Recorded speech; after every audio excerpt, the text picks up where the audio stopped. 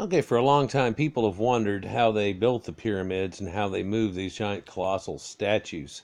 This is a depiction of one of the tombs they had, and it shows you a lot. It shows you how they moved the actual statues and some of the secrets of it, and in just plain sight here, um, showing you how they bind him up. They put blankets around where it attaches around his knees and things, just like we would furniture and stuff nowadays, and giant furniture, I guess you'd say. Double cabled up ropes that are wrapped around him in double ways. There's a man up here. He's a caller. He's apparently the ship's captain, going to call it out. And then here's somebody who's apparently giving him semaphore, kind of symbolic language, hand language, and so on. Of course, they're only 5 foot apart here, but it's believed this guy would have been down at the other end of the ropes, way down here. And so, uh, also, this is the conspicuous thing right here. There's the sled, which you can see the sled here, and this man is pouring water in front of it, right? And you can see the group of people pulling it, and you can see water bearers repeatedly bringing it over and over again, water casks to keep this going, and it had to be run over and over again. So quite an undertaking that took quite a few people to pull off. You can see how through here they have slight variations on a theme, how they darken and lighten people, which is neat, but also it shows you that these weren't slaves necessarily or anything. These were the common people that helped to build them. In fact, this whole row here looks like they're blonde-haired people. Strangely, I guess all the blondies get on this rope. But so yeah, here's just a little bit about it. The question about ancient Egypt civilization without any help of modern technology, which we have today, to move 2.5-ton stones that made up their famous pyramids, has long plagued Egyptologists as well as mechanical engineers alike. But now one team from Amsterdam University believes that they have figured it out, although the solution was, as in the picture, right in your face all the time. It actually all comes down to friction. The ancient Egyptians would transport their rocky cargo all over the desert sands from a quarry to monument site with large sleds, pretty basic sleds, and they'd use them to get to the water and then water back onto sleds and then to the site.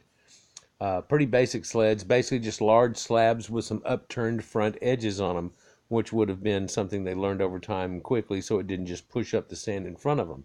Now, if you try to pull a big slab sled, which even has upturned edge carrying a 2.5-ton load, it'll dig into the sand ahead of it, building up a sand berm, which has to be regularly cleared before it can move, and it becomes a huge obstacle, right? And so for a while they thought that they would constantly have people cleaning out just in front of the sled and pulling it along, which didn't make much sense and didn't seem to help. But however, wet sand does not do this. In sand, with only the right amount of dampness as well as capillary bridges, essentially micro droplets of water which bind grains of sand to one another through the capillary action from across the grains, which actually doubles the relative stiffness of the material. This will prevent the sand from burning up in front of the sled and also cut down the force which is required to drag the sled. All right? It goes on here, it talks about, quantities and proportions of stiffness of sand and what they thought. But these experiments were done in order to confirm what the Egyptians clearly already knew and what we probably already have. The artwork within the tomb of Jeheti Hotep, which has been discovered in the Victorian area, actually depicts this scene above, which a scene of what they're saying now are slaves who are pulling a colossal statue of Middle Kingdom ruler under it. There's a guy at the front of the sled that is shown pouring liquid onto the sand. But I'm telling you again, these weren't slaves. They were paid quite well. There are quite a few depictions and a lot of tablature, a lot of scrolls that talk about how the people that were done this job right here were paid real well. These would have been your navigational engineers or navies of the time, and they were fed and paid quite well, even compared to the locals. But of course, they had to be fit and be able to do it, and willing, wanton, and able. So yeah, you want to know how they did it? Kind of. That's how they did it right there, pulling people along. Now, of course, these ropes weren't splayed out like that.